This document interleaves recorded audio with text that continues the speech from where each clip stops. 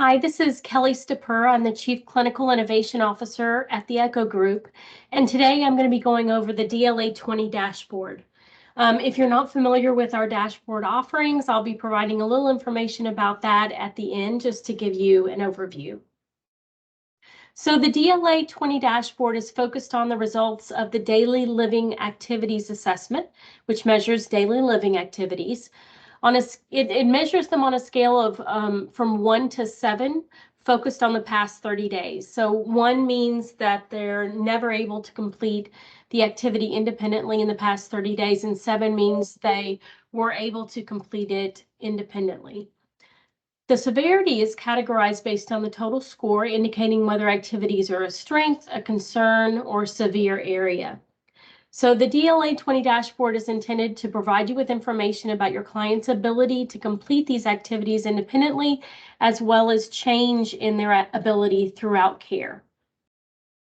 So with this dashboard, you're able to answer questions like, how are our interventions affecting daily living activities? What daily living activities are strengths for our clients? Are all clients being administered an initial DLA-20? What progress are individual clients making over time? How are we affecting areas of concern for our clients? So just some examples, but now I'm going to jump into the DLA-20 dashboard in EchoVantage.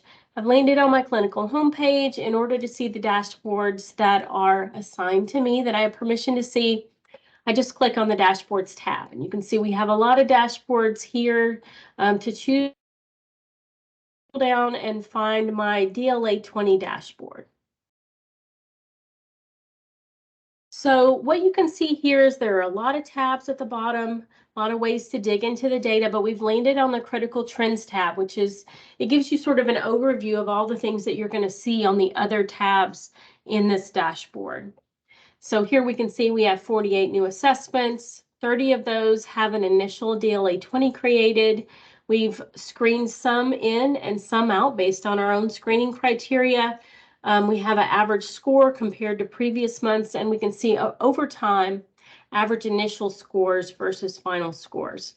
So digging into some of these tabs, what you can see is that there's a lot of different ways to slice and dice the data.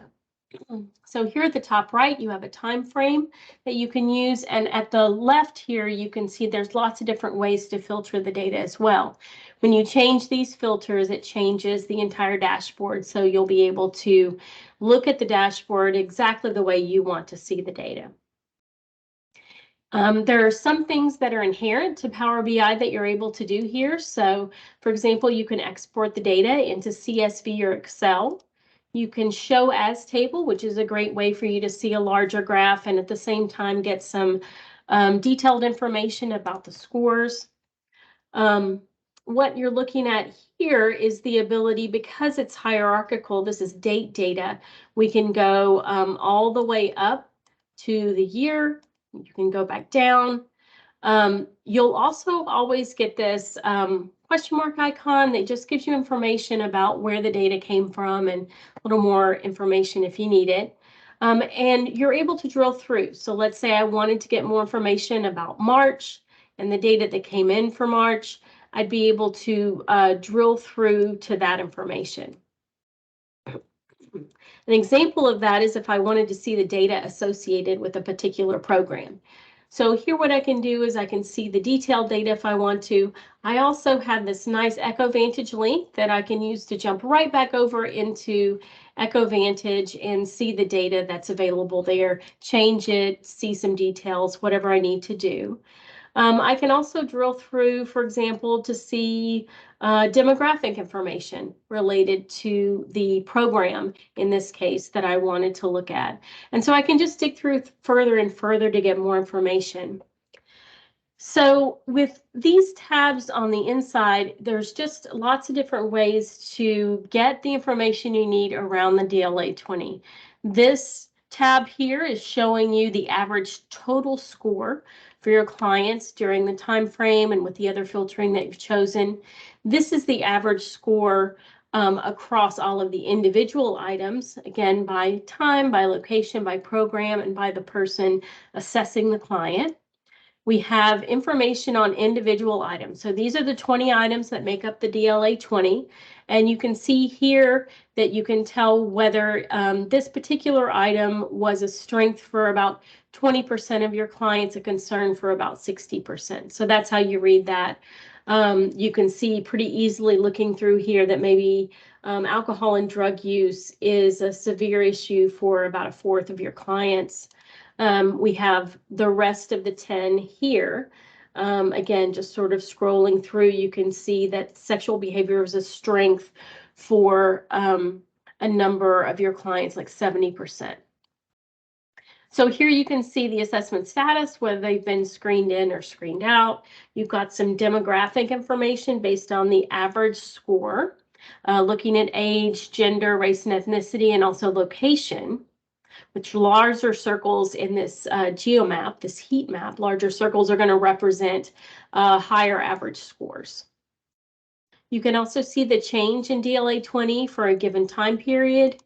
You can look at whether forms have been created or not and how long that took. And then we have a couple of tabs focused on cohorts. So in this case, what I can see is for clients that were admitted during this time period, that's the group or cohort of clients I want to look at. I'm going to see their initial compared to their most recent.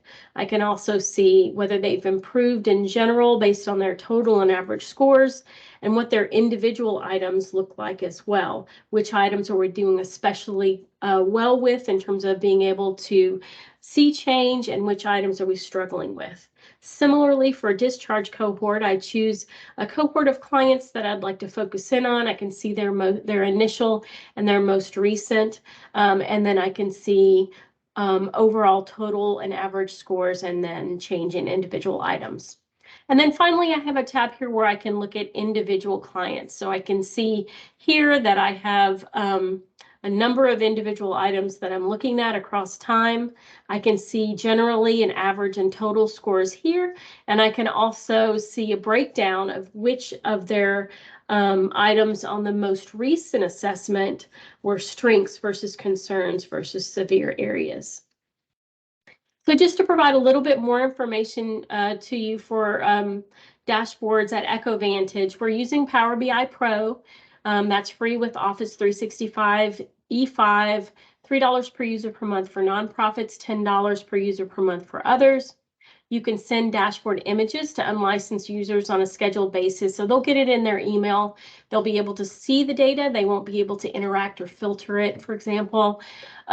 You also can combine data with multiple sources pretty easily, and that can be really powerful if you have data you're collecting outside EcoVantage. You have access to a mobile app, so you can use that to see your dashboards. You can refresh the data as often as you like, and you can control who has access to which dashboards. So please contact us if you'd like any additional information, and thanks for joining me today.